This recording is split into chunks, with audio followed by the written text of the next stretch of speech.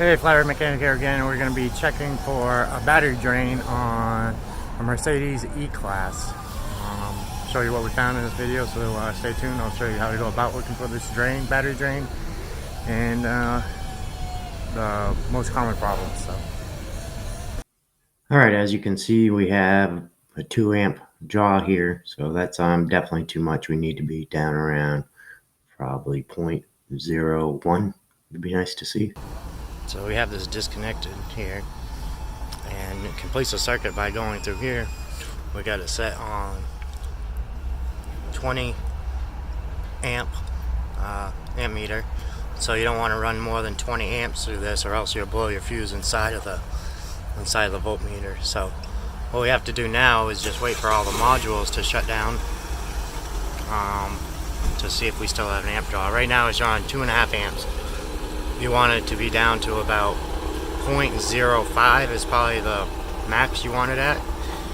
So right now we have a lot. But as you can see, I just have this connected in line from the negative terminals going through the meter back over to the negative terminal. Okay, well, while we wait for all these modules to shut down this Mercedes-Benz, basically what I did to start to check for a battery drain in this E-Class is I started pulling fuses. Once I had my amp meter hooked up in line, like we do here with the battery disconnected, and we wait for all the modules to shut down, which you're going to want to probably give it 5 to 10 minutes. You can start pulling out fuses individually one by one, but while you do this, you need to make sure all the doors stay closed, trunk lights off, hood lights off, stuff like that. So if your trunk's open, like I have it open in this video, you're going to want to close the trunk switch, which is usually you just click the latch and it will shut the trunk or shut the lights off, or sometimes there's a button. You just have to make sure that trunk switch is closed. And if you start unplugging things or fuses that are inside the interior, you need to make sure the car thinks those doors are either closed or you're inside the vehicle doing this.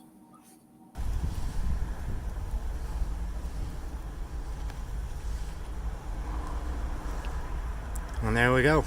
I would say that's in about an acceptable limit. Okay, so I'm going to show you what we did to actually find the battery drain on this Mercedes. We started by pulling all the fuses, and we were actually unsuccessful. No matter what we did, this thing kept drawing about 1.9 amps. So overnight, it was enough that overnight the battery would go dead, and we'd wake up to a dead battery on this Mercedes. So what we found is under the seat here, we ended up unplugging the driver's seat module, which is really a very common place to look on these, only because they take the most abuse. You know, you're always that seat's always going back and forth. There's things that break under there. You know, stuff gets stuck under there, so a lot can happen to make these modules go bad. So that was actually one of the first places we checked.